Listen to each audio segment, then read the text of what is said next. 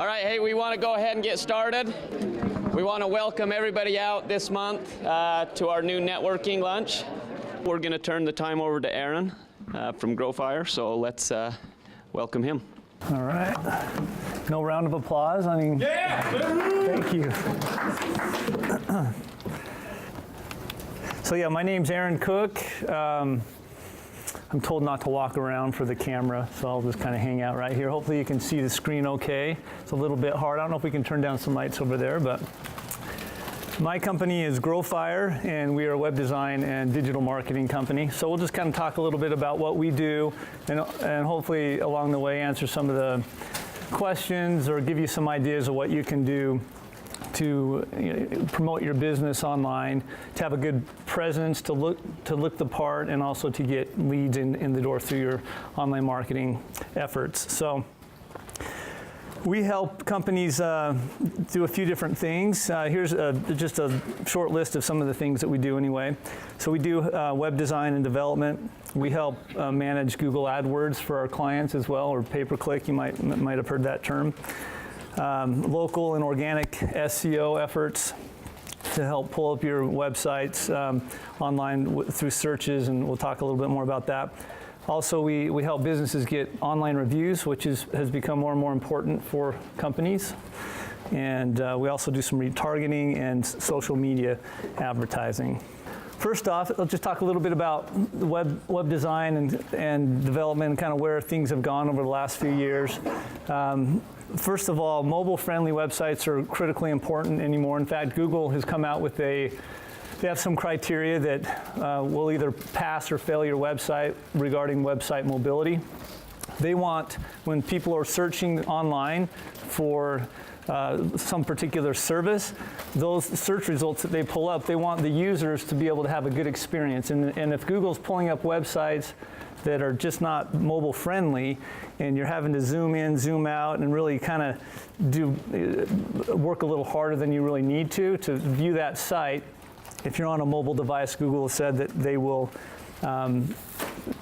push down your site in rankings. Now, we don't know how much they'll push it down or how impactful that's been for a lot of companies, but it is out there and something that's very important. It will become more so important because, as I mentioned down there a little bit more, at any given time, anyone searching online anymore, more than 50% are on some sort of mobile device. So I know we've all experienced that. A tablet or mobile phone, it's more than 50%. We've kind of passed that threshold. So there's a few ways to mitigate or to solve the problem of this issue where websites aren't pulling up properly on websites. The way we do it, and is most common today, is called responsive design. And so that's created some really neat things, but responsive design basically allows you to have the same website for mobile and desktop use. Historically, when it first kind of came out, companies trying to make it more friendly online for mobile devices, they would actually manage two different sites, or the mobile site would look a lot different than the desktop site. With responsive design, the elements of the website actually, they kind of shift around, they'll stack on top of each other, and you still retain the same content if you'd like on your mobile site, but it's viewed a lot easier and looks a lot better. You're not zooming in and out to see the pictures. They're all optimized for whatever device you're using. So there is a way to test your site. If you're interested, I can test it for you. I can give you a domain. You can do it yourself. But it'd be important for you to test your websites to make sure it does pass the Google mobile-friendly test. One of the things that we do in our designs is we do custom design each of the pages. There are other solutions out there to build websites. There's some do-it-yourself opportunities out there that you can take advantage of. For us, it's important that our clients look really good online, so we take special care in making sure that each page is designed a certain way and is really creating a good experience for the user. So just a couple, I guess, examples of some of the design that we've done. This is a client who we're currently working with this one. We're not done with it yet. This is the before website. This is how websites used to be designed before we had some of this mobile technology.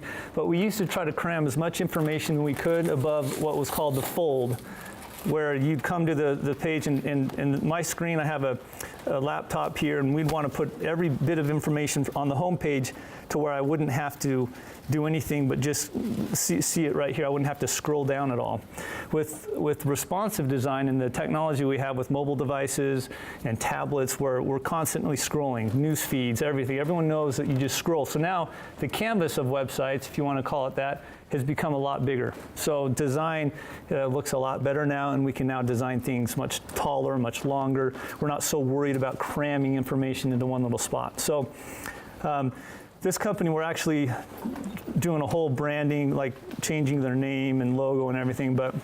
And again, we're not done with it, but this is an example of kind of where we're heading with it. They're now going to be called Vintage Capital. As you can tell, the pages are a lot longer. There's not as much need to try to cram information in any particular order. We have a nice gallery there. Here it shows some of the same pictures. Again, that'll just be their own images that we'll put in place there. But a few more examples of some of the web design. This is a company in Orem, Westland Construction. You can see how deep some of these pages go. They have really cool portfolios on this. They really needed to show off their work. They do lots of huge projects, and so we wanted to really take advantage of the design and the portfolios and the ability to be able to make these pages really long and have a lot of content on each page. This is a dental website, just again, a few examples of some other websites here. This is a BYU professor who is putting together a website for online tutorials for calculus. I really could have used that when I was at BYU.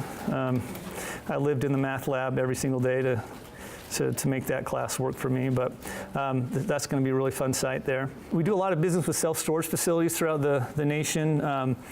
This is just an example of one of those websites where we have some really neat features that we put into our self-storage websites. And then here's Utah Valley Eye. Many of you might know them. They're over in Provo. And so those are just a few examples of some of the website design and some of the things that we do. So just some takeaways. Consider your website as kind of the foundation of your online marketing. How does it look? Does it represent your company the way it should? Could it use just a little bit of a facelift? Is it mobile friendly? Those types of things you'll want to consider. It might not require a complete revamp of the site, but it is important that you're continually updating your websites to make them look the part. Just briefly on social media, I wanted to touch on that a little bit today. There's a lot of different platforms out there available to really spread the word about your business and what you provide. As you can see from this graph, as far as online adult users are concerned, 79% of online adult users actually use Facebook. That's pretty phenomenal. And it's well above and beyond any of these other platforms. Now, Facebook has recently, they did purchase Instagram, about $1 billion transaction, and plus stock, quite a big deal there. So a lot of the Facebook features now will actually allow you to tap into Instagram as you're posting, and they're kind of working hand in hand. A high percentage of Facebook users do also use Instagram, and so that's been great. If you see here, Twitter, for example, it's been kind of flatlined for about a year now, a couple of years. What's that number? That's 24. 24%. Twitter has a little bit of a hard time getting new followers. It's a little hard to understand.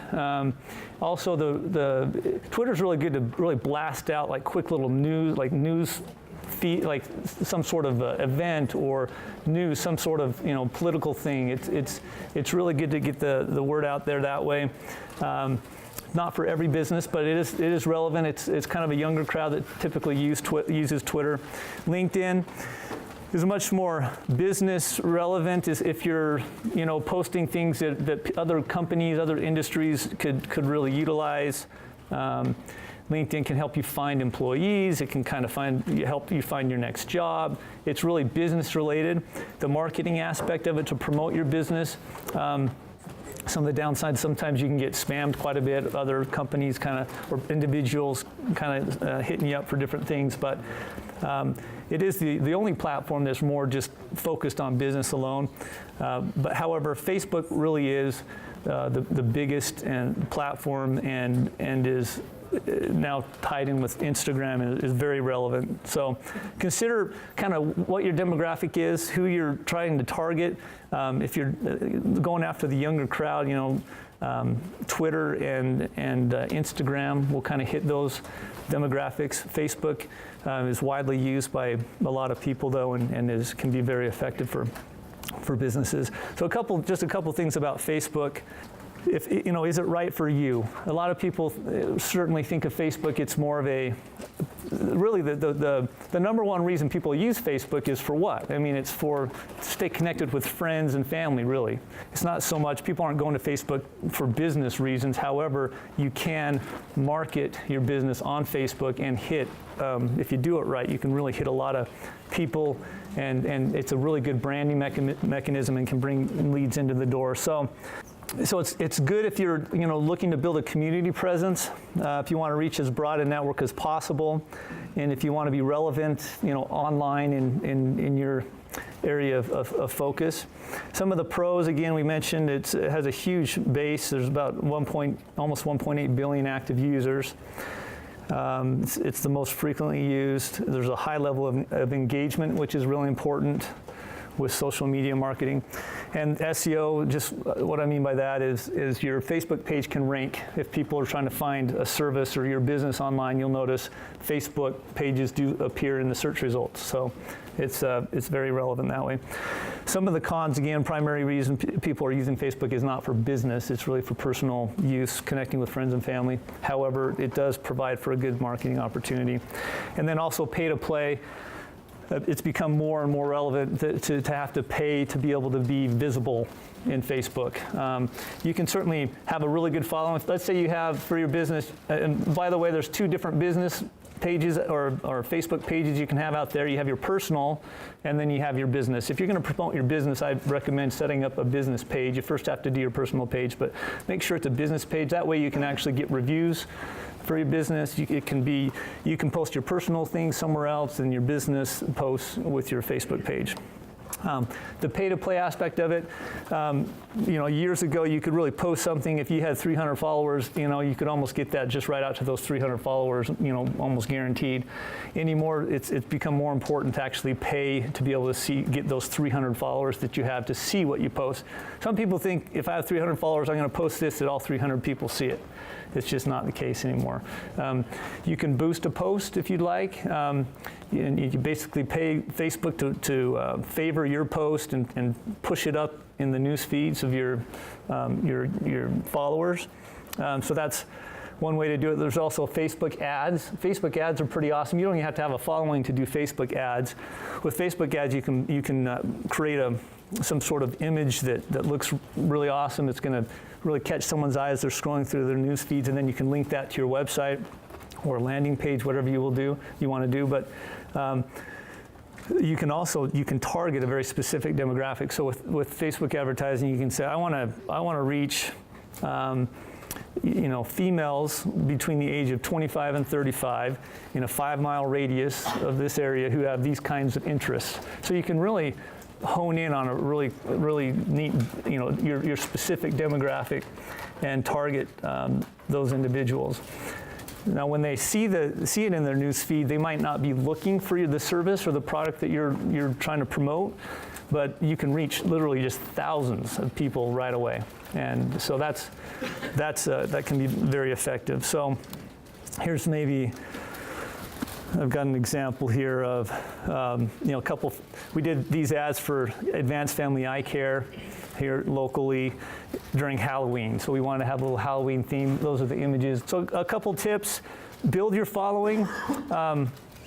As people come in and out your door, as you help people, encourage them to follow you on Facebook. Lots of different things you can do to try to promote that. You can give them some sort of perk for following your page. You want to get engagement when you're posting. If the more engagement let's say you don't boost a post, but there's a lot of engagement, people are commenting or they're sharing, that's going to naturally, hit a lot more people. So you want engagement, you can do giveaways if you want. Maybe once a week you're doing some sort of giveaway for your company. And to do the giveaway, they have to comment, or they have to somehow interact with that post. That'll help. Let's see, Facebook advertising, we talked about that. Get reviews, if you have a business Facebook page, people can review that. I highly recommend getting people to review your business. And then there's, use the Insights tool. The Insights tool on your Facebook page, your business page will give you some insights as to how many people you're reaching with your posts and the interaction that you're getting. There's some valuable information there. So just now we'll jump over to Google and kind of how things work with Google a little bit here. Some pretty amazing stats with Google. There's 2.3 million searches per second, just incredible, the day and age that we live in, that you can search anything you want and Google somehow can just, through their algorithms, spit out some results that are very relevant. And it just gets better and better over time. But that's just hard to imagine, 2.3 every second. Google is the dominant search engine with 65% of the market share in the United States. Bing is second in the 20s. And then there's about 60 trillion pages indexed by Google. So when you're doing a Google search, there's three main places you can appear in a search result. There's the AdWords space up at the top. There's the local space, which is just under that, and then organically. So we'll just kind of look at that here in just an example. At the very top, you'll see I have there the Google AdWords PPC. That area there, it's basically any company can appear there. We help our clients get visibility up there, and basically it's kind of a bid situation where there's lots of things that go into it, but you pay every time someone clicks on one of those links, those ads up at the top, and a lot of people don't even recognize that they are ads. But they're ads. This particular search, I searched attorney provo, just kind of a random search, and it gave me three law firms up at the top. So if I were to click on one of those, that law firm would be charged a click fee. Attorneys pay quite a bit of money for their clicks. So if you're a nice individual, don't click on those unless you really want to. Yeah. So if we have competitors and we want to run their marketing budget into the ground, yes. We just That's if you work with us, that's what we do. We go to your competitors and just all day long. No, I do not recommend that. So down below the organic section or the local, which we'll get to, those are not those don't charge the company for those clicks. So, but at the end of the day, if you're searching for an attorney in Provo, they're more than happy to have you click on that. That's why they're doing it, right? Is they want to get that visibility, and they're paying, just an example, an attorney might be paying anywhere from $10 to $25 every click. Companies, certainly, if I'm a company and I can rank organically, it's a little bit hard to manage that long term to know if Google's going to allow you to continue maintaining a good search result there. And like here we have one company that's in first place there in the organic section.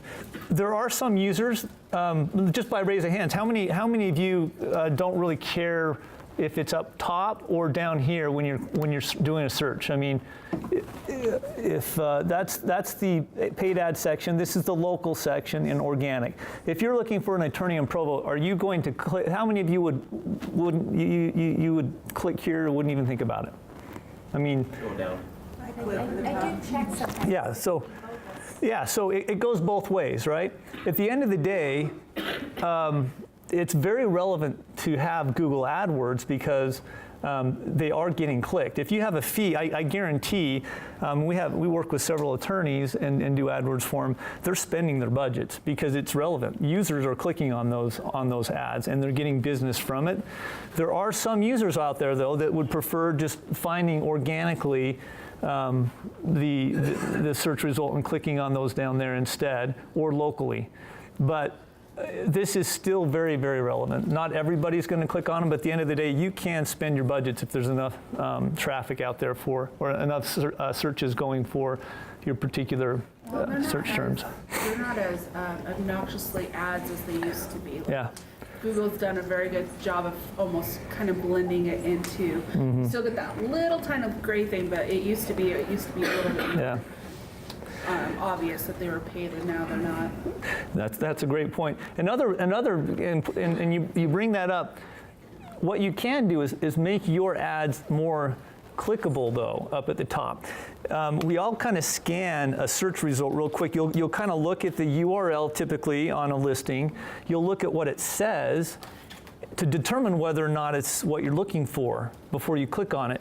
So there are strategies that we use to make sure that the content of the ad is relevant and that the domain is relevant. And so I'm looking at that. Okay, I am looking for an attorney, and it says Provo there. It has this URL. Everything looks good. I'll click on it.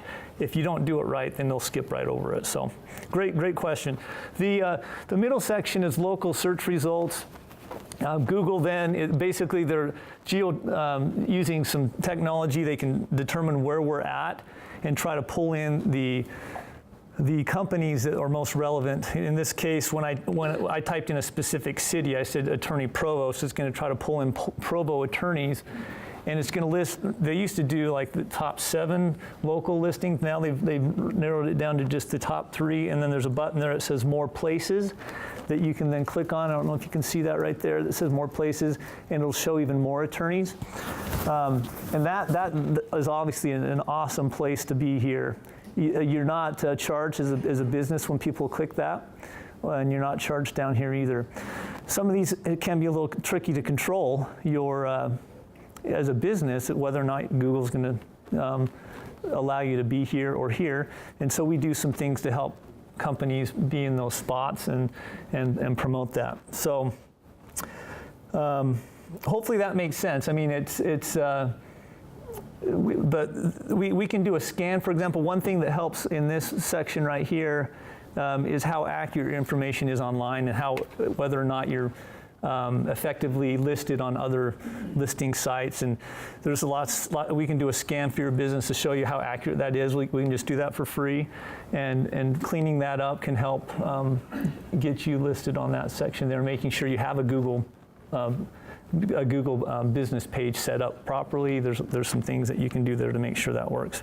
So I wanted to hone in a little bit here on if you notice, the listings here, it's hard to see, but Google has shown here whether there's some reviews or not for these businesses. And these top 2 here don't have any reviews. And this one has, there's 10 reviews and a 4.6 star rating right here.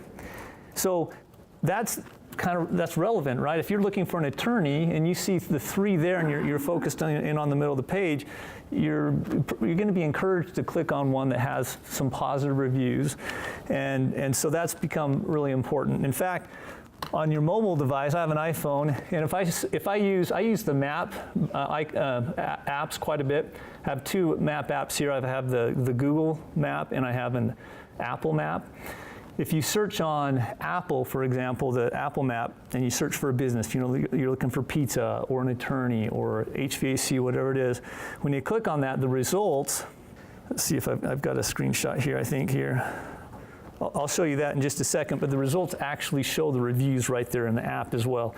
Yelp for Apple and Google reviews right there from the Google map. So they're just front and center. And so it's really important as a business to make sure you have good reviews, you're responding to any negative ones, and then you're encouraging people to review your company. So with regards to reviews, here's some stats from the search engine land. It says 88% of consumers trust online reviews as much as a personal recommendation. 9 in 10 have read online reviews to determine the quality of a local business. 39% of consumers read reviews on a regular basis, and 85% of consumers said they read up to 10 reviews. Reviews are critical for your business. Here's that example I was telling you about. On the left there, that's using the Google Map app on my phone. I searched for Dentist Provo. You can see right there, you have the name of the clinic there or the dental office, and then you have their reviews sitting right there. And so they're just front and center. So interestingly enough, those are Google reviews, obviously, but the one on the right, the Apple, if you use the Apple application there on your phone, it's pulling in Yelp. You know, how many businesses, you think of Yelp, a lot of people think of restaurants or hotels and they kind of stop there. But Yelp is used for your business and specifically for this app. That's Google, that's Apple's go-to. So look at your Yelp reviews or even set up on Yelp. Do you have any reviews? Are there any negative ones? If there's negative ones, go and respond to those as a business owner. And then promote positive reviews. So we do have a tool that we have to help promote positive reviews for your company, which helps. It basically sends them a notification. Basically from your phone or desktop, you can go in and punch their name and phone number in and email if you want. And it'll send them a notification to click on a link. They click on the link and ask you as a customer, were you happy, completely satisfied with the service that you received? If they say no, then it takes them to a place where they can leave some feedback for you, and it doesn't get posted on Google or Yelp or Facebook or anything. It just basically goes to your account to where you can then see what they said and how you can improve as a business. If they click yes, then they are then given a link that will directly take them where they need to go to make your review, and it's really, really easy. It's like you click it, you put how many stars in your comment, and that'll get posted to Google or Yelp or Facebook. So very effective way to get reviews. We're running a chamber special for that tool, $35 a month for a location for the first 10 chamber members, and we'll also do those free scans. I mentioned the Google mobile friendly test or the local business scan as well. You can text me at that number if you're interested at all in that. So I haven't even been keeping track of my time here, so I think I'm probably out of time. But any questions that anyone has, or I think we should probably, we need to wrap it up. I think we're probably done. Yeah. So I do use Aaron's services, have for a few months, for all three of my locations. And I will tell you that all of a sudden my listings are now threefold right at the top of the search engines. And it was a mess before he took it over. So they've gone in and tuned it up. It's a monthly membership fee that you can cancel anytime you want. And I don't call it membership fee, but I call it what you want to call it. That's what I call it. And it keeps my stuff tuned up through all the search engines. So no matter where you search Beehive Homes now, you'll see my three pop up on the front page, which was, I get the trifecta, and that's what I really wanted, because I was getting other assisted living homes popping up when people were searching in Spanish Fork or Salem or Payson. That was driving me nuts. Mine should be popping up on the top. Now all three are popping up on the top, so it's been great working with you. Thank you. Thank you. I paid him a little bit to say that. So, well, thank you very much. If you have any questions, I'm happy to talk afterwards, or I have some business cards I'll pass around as well. So, thanks for the time. That's been great.